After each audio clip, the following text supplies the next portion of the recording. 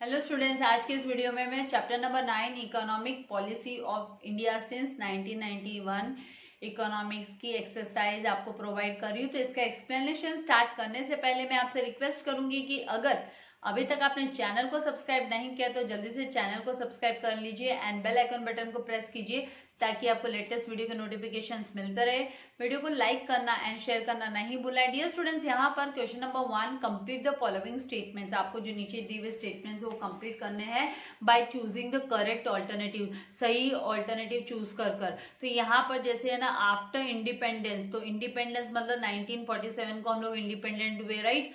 तो after independence India had adopted dash, India ने कौन सी इकोनॉमी को एडॉप्ट किया, कौन सी इकोनॉमी एडॉप्ट की इंडिया ने? तो इंडिया ने मिक्स्ड इकोनॉमी एडॉप्ट की है, that is capitalism and communism का। तो मिक्स्ड इकोनॉमी इंडिया ने एडॉप्ट की। Now the new economic policy approved foreign technology in dash, तो जो न्यू इकोनॉमिक पॉलिसी है उन्होंने अप्रूव किए फॉरेन टेक्नोलॉजी। तो कहाँ पर? तो इन हाई प्रायोरिटी इंडस्ट्रीज में उन्होंने फॉरेन टेक्नोलॉजी अलाउ की। नए जो इकोनॉमिक पॉलिसी है, ये जो चैप्टर है 1991 में नए इकोनॉमिक पॉलिसी जो आई, तो उसने हाई प्रायोरिटी इंडस्ट्रीज में फॉरेन टेक्नोलॉजी को अप्रूवल दिया। Now at present the number of industries reserved for public sector has been reduced।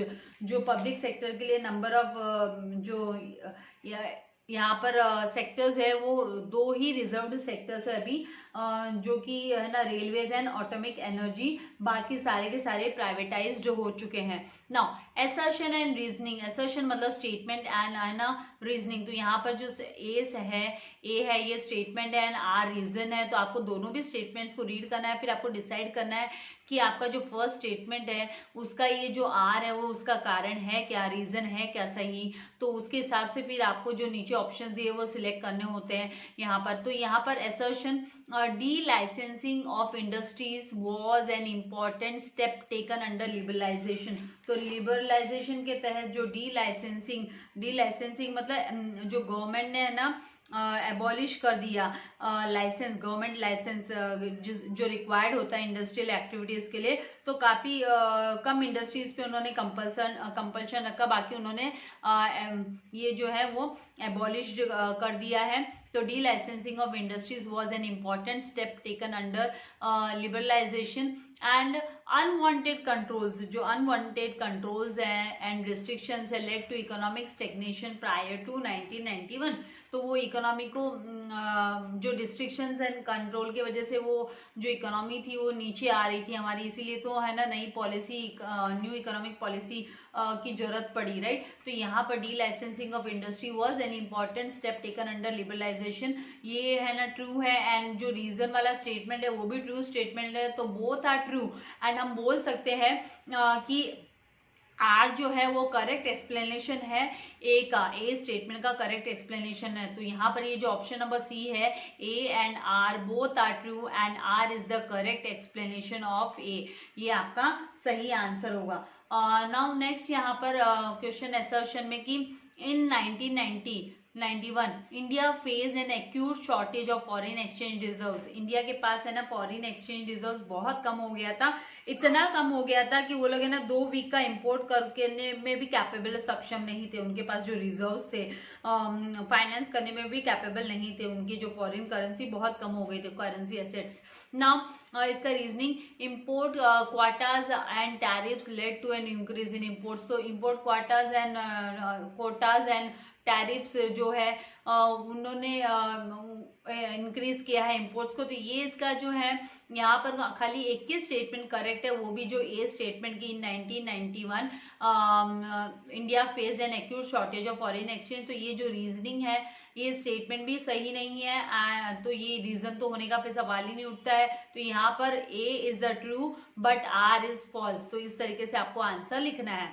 Now third यहाँ पर assertion, post liberalisation the sale of domestic goods has increased.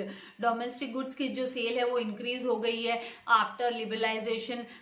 तो ये बात सही है कि लिबरलाइजेशन मतलब है ना फ्री इकोनॉमी, मतलब है ना इकोनॉमिक फ्रीडम जो रिसीव होना प्रोड्यूसर्स को, कंज्यूमर्स को एंड ओनर्स को, तो जो कि अपने है ना डिसीजंस खुद ले सके, अपना माल उनको चाहिए जितना वो एक्सपैंड कर सके अपने इंडस्ट्रीज को। तो ये पोस्ट लिबरलाइजेशन के बाद में ये पॉसिबल हुआ है कि डोमेस्टिक गुड्स का जो सेल है वो इंक्रीज हुआ है। लेकिन यहाँ पे जो रीजनिंग में जो स्टेटमेंट दिया कि the demand for imported goods had increased due to liberal policy, तो ये स्टेटमेंट भी सही है कि ये स्टेटमेंट सही है कि है ना लिबरल पॉलिसी की वजह से ये जो इम्पोर्टेंट गुड्स की डिमांड भी है ना, इम्पोर्टेड गुड्स की डिमांड बढ़ी है, इंक्रीज हुई है हमारी कंट्री में भी। लेकिन यहाँ पर ये जो रीजनिंग वाला स्टेटमेंट है वो है ना पोस्ट लिबरलाइजेशन में जो डोमेस्टिक गुड्स हैज इंक्रीज्ड, उसके लिए ये सही कारण नहीं है। तो हमको जो ऑप्शन सिलेक्ट करना होगा वो ऑप्शन नंबर डी होगा, जहां पर A and R both are true, दोनों के दोनों ट्रू है, but R is not the correct explanation of A. लेकिन आर है वो करेक्ट एक्सप्लेनेशन नहीं है ए का।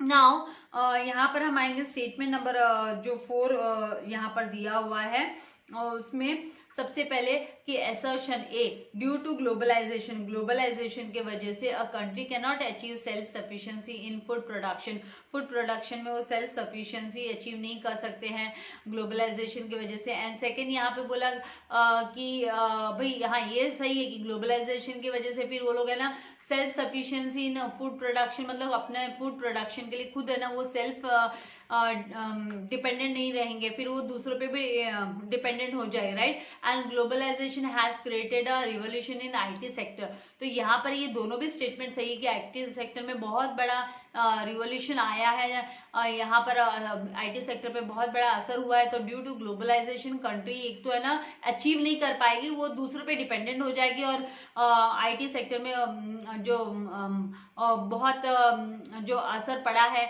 तो ये दोनों भी स्टेटमेंट सही है, लेकिन है ना ये जो आर है रीजन वाला स्टेटमेंट है, globalisation has created a revolution in IT sector, ये है ना ये सेल्फ सफिशिएंसी और इन फूड प्रोडक्शन को लेकर ये इसका कारण नहीं है। इसीलिए डी ऑप्शन हम सिलेक्ट करेंगे, जहां पर A and R both are true, A and R दोनों ट्रू है, but R is not the correct explanation of A.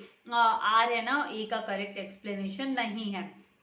Now यहाँ पर question number 3, find the odd word out. आपको odd word out find out करना है। तो new policy के under में लिबरलाइजेशन आता है, प्राइवेटाइजेशन आता है, डीमोनेटाइजेशन एंड ग्लोबलाइजेशन। तो डीमोनेटाइजेशन न्यू इकोनॉमिक पॉलिसी के अंडर में नहीं आता है, तो ये डीमोनेटाइजेशन ऑड वन आउट हुआ। तो आंसर हमको डीमोनेटाइजेशन ऑड वन का आंसर ऑड वर्ड आउट का लिखना है।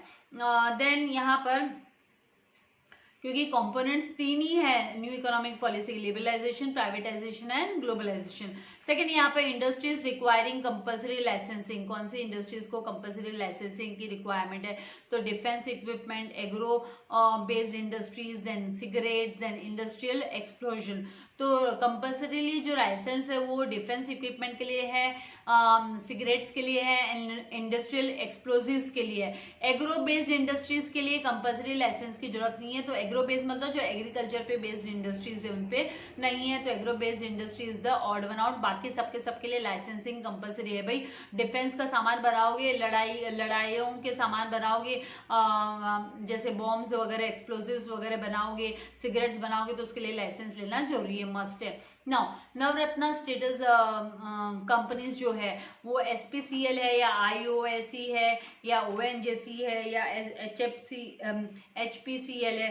अब जो है ना नवरत्ना के अंडर में आते हैं, नवरत्ना स्टेटस जो 9 पब्लिक सेक्टर्स, नवरत्ना मतलब 9, तो 9 पब्लिक सेक्टर यूनिट्स जो सिलेक्टेड किए गए हैं जिनको नवरत्ना का स्टेटस मिला है। भाई भारत के नवरत्ना हो गए ना, ये नवरत्न हो गए। तो यहाँ पर है ना IOSC इसके अंडर में आता है, SPCL जो है वो नहीं आता है, ONGC आता है, HPCL आता है। तो SPCL is not a company who has got the status of Navratna in India. So SPCL odd one out हो गया। देन यहाँ पर fourth one, liberalisation dealt with the following. तो लिबरलाइजेशन MRTP से रिलेट कर रहा है कि फेरा जो फॉरेन एक्सचेंज यहाँ पर फेरा बोले तो क्या होता है कि फॉरेन एक्सचेंज रेगुलेशन एक्ट, बाद में इसको चेंज कर फेमा इसका नाम रख दिया गया है। एंड सेबी हुआ, security exchange board of India, and NTPC हुआ। तो यहाँ पर है ना जो ऑड वन आउट है, ऑड वन आउट में हमको है ना यहाँ पर एनटीसीपी लिखना है, बिकॉज एमआरटीपी जो है वो monopolies and restrictive trade practices इसका फुल फॉर्म हुआ। फेरा हुआ foreign exchange regulation act, and जिसका बाद में नाम फेमा रख दिया गया। फेमा का फुल फॉर्म होता है foreign exchange management act, and then SEBI, security exchange board of India. तो ये सारे के सारे ना लिबरलाइजेशन से डेल्ट करते हैं, लेकिन ये एनटीपीसी इसके अंडर में नहीं आता है, तो एनटीसीपी को हमको ऑड वन आउट में लिख देना है। नाउ नेक्स्ट यहाँ पर जो है क्वेश्चन नंबर 4, जहाँ पर आप लोगों को आइडेंटिफाई करना है, आइडेंटिफाई द कॉन्सेप्ट्स आइडेंटिफाई करना है फ्रॉम द गिवन इलस्ट्रेशंस दिए हुए इसमें से। तो सबसे पहले vehicles manufactured by various automobile companies are now available in India. तो ये किसके वजह से पॉसिबल हुआ है कि भाई है ना व्हीकल्स अवेलेबल हो पाए हैं इंडिया में? तो ये ऑब्वियसली ये समझने वाली बात है, ये इस कॉन्सेप्ट को समझने वाली बात है कि ग्लोबलाइजेशन की वजह से ही ये हो पाया है। ग्लोबलाइजेशन का मतलब होता है कि है ना बाउंड्रीलेस, मतलब जो इकोनॉमी है वो बॉर्डरलेस इकोनॉमी है, जहां पर free flow of goods and services, capital, labour, technology across the national border possible होता है। तो यहाँ पर है ना आइडेंटिफाइड कॉन्सेप्ट हमको ग्लोबलाइजेशन लिखना है, फिर उसका मीनिंग लिखना होगा, कॉन्सेप्ट को एक्सप्लेन करना होगा। ये 2 मार्क के लिए क्वेश्चन पूछा जाता है 12th बोर्ड में, 2 मार्क्स के लिए आता है। 1 मार्क आइडेंटिफाई कॉन्सेप्ट के लिए होता है एंड 1 मार्क आपको एक्सप्लेनेशन के लिए रहता है। तो ग्लोबलाइजेशन का मीनिंग क्या है वो लिखेंगे। तो globalisation means the creation of global economy, and a global economy is borderless, जिसको आप borderless economy having a free flow of goods and services, capital, labour, technology across the national border. In other words we can say globalisation means integrating the economy of a country, country की economy को integrate करना with the world economy, world की economy के साथ जोड़ लेना। Integrate मतलब जोड़ लेना, and it removes all the barriers in free trade and investment. Free trade and investment के सारे जो बैरियर्स है ये रिमूव करते हैं, जो रुकावटें हैं उसको हटाता है ये ग्लोबलाइजेशन। 10 तो फिर हम यहाँ पे आपको 10 करके भी इस सेंटेंस को कंप्लीट करना है, जो मैं यहाँ पे टेक्स्ट करना टाइप करना भूल गई। तो यहाँ पे 10 vehicles manufactured by various automobile companies are now available in India. Now, second, government equity in some public sector enterprises is sold to the private sector. तो जो गवर्नमेंट इक्विटी है कुछ पब्लिक सेक्टर एंटरप्राइजेस की, वो private sector को cell कर दी गई है। तो इसका जो है इसे हम प्राइवेटाइजेशन भी बोल सकते हैं, इसको डिसइन्वेस्टमेंट भी बोल सकते हैं।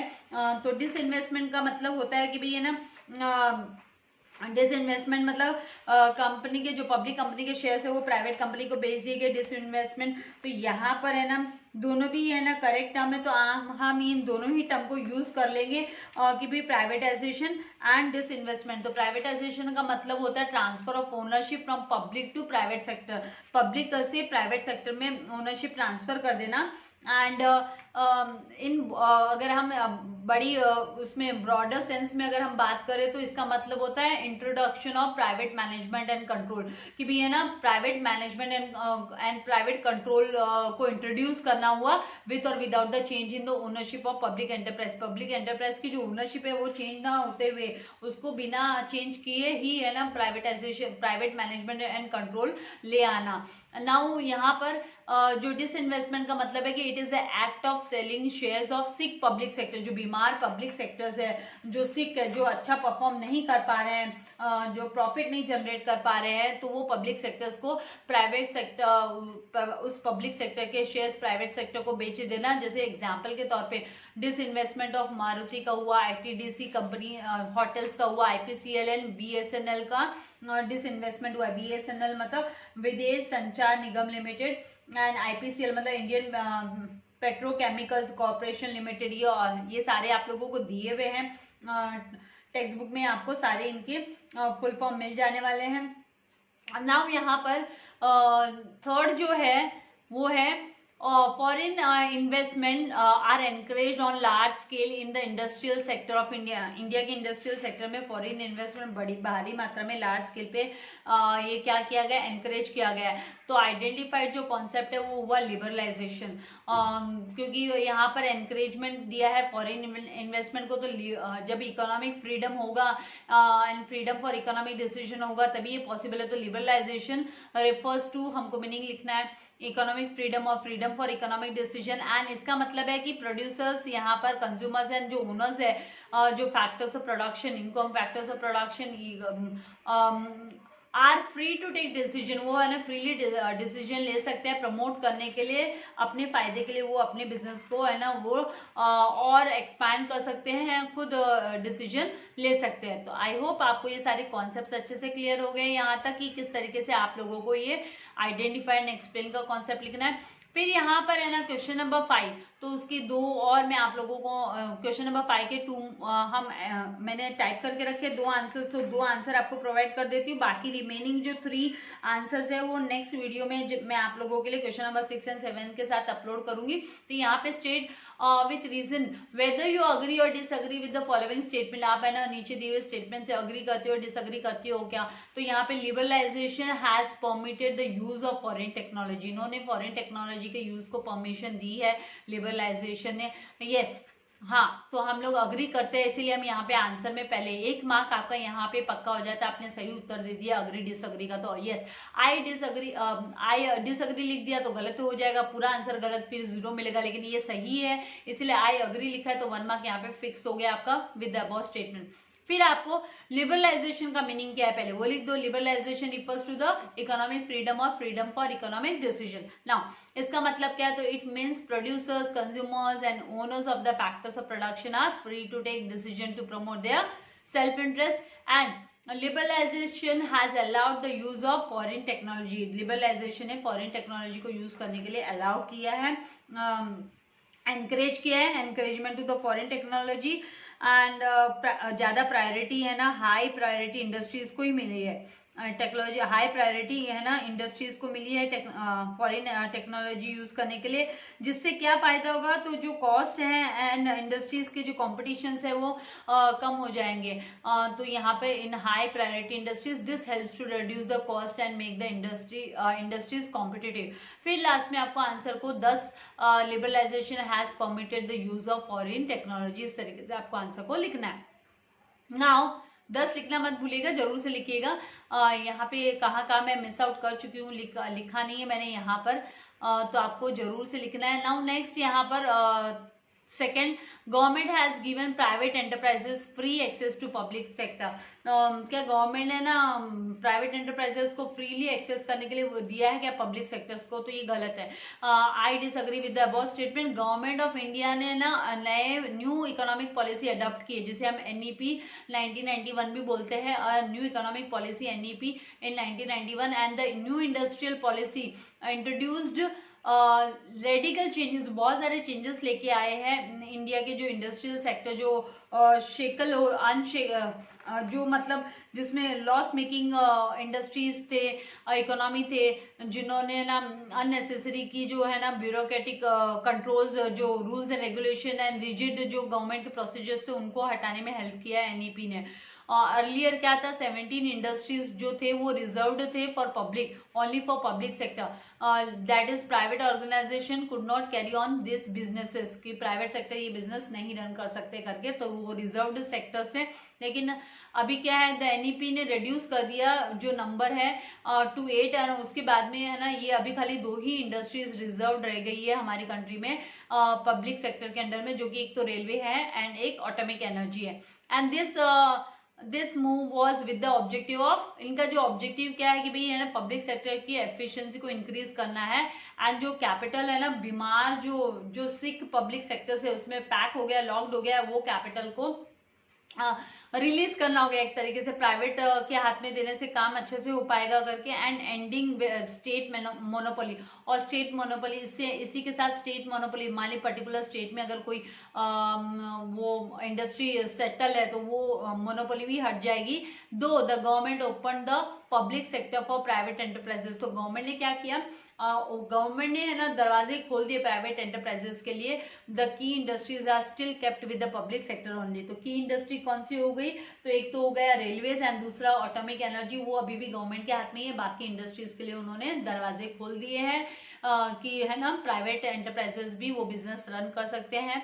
Hence, it can be said that government has given private enterprises selective access। उन्होंने सिलेक्टिव जो है यहाँ पे एक्सेस में जो आपकी स्पेलिंग आनी चाहिए यहाँ पे जो एक्सेस में है आपको ACESS लेना है यहाँ पर, क्योंकि एक्सेस मतलब हम लोग वी आर एबल टू मतलब हम उस पर कंट्रोल कर सकते हैं, हमको चाहिए तो वो बिजनेस हम रन कर सकते हैं। प्राइवेटली प्राइवेट इंडस्ट्री वाले प्राइवेट इन्वेस्टमेंट कर भी है ना बिजनेसमैन बड़े बड़े जो एंटरप्रेन्योर्स हैं वो बिजनेस को रन कर सकते, तो उनको एक्सेस किसने दिया है पब्लिक सेक्टर में, तो वो गवर्नमेंट ने ही एक्सेस दिया है। अपने से उन्होंने है ना फ्रीली एक्सेस नहीं कर पाए, वो अलाउड है ना, गवर्नमेंट ने उनको अलाउड किया है। तो यहाँ पे it can be said that the government private enterprises को फ्री एक्सेस दिया है, किसके लिए, सिलेक्टिव पब्लिक सेक्टर्स के लिए। Next, government has monopoly in insurance sector. तो ये गवर्नमेंट की क्या मोनोपोली है क्या इंश्योरेंस सेक्टर में, तो ऐसा नहीं है। गवर्नमेंट ने ना प्राइवेट सेक्टर्स को भी अलाउड किया है इंश्योरेंस बिजनेस करने के लिए। तो यहाँ पे I disagree with the above statement. Reason में हमको लिखना है कि insurance sector was a monopoly of the government, the new policy passed, was था अभी है नहीं, previously it was, so the new policy, इसीलिए यहाँ पे वॉज वर्ड दिया है, था अभी नहीं है। तो the new policy passed insurance regulatory and development authority act 1999 में उन्होंने इंट्रोड्यूस किया, करने के लिए बोला है कि आपको है ना रिफॉर्म करना है, इसमें चेंजेस लाने हैं, ये जो इंश्योरेंस सेक्टर है उसमें चेंजेस लाने हैं, प्राइवेट इंडस्ट्रीज को भी अलाउड करना है।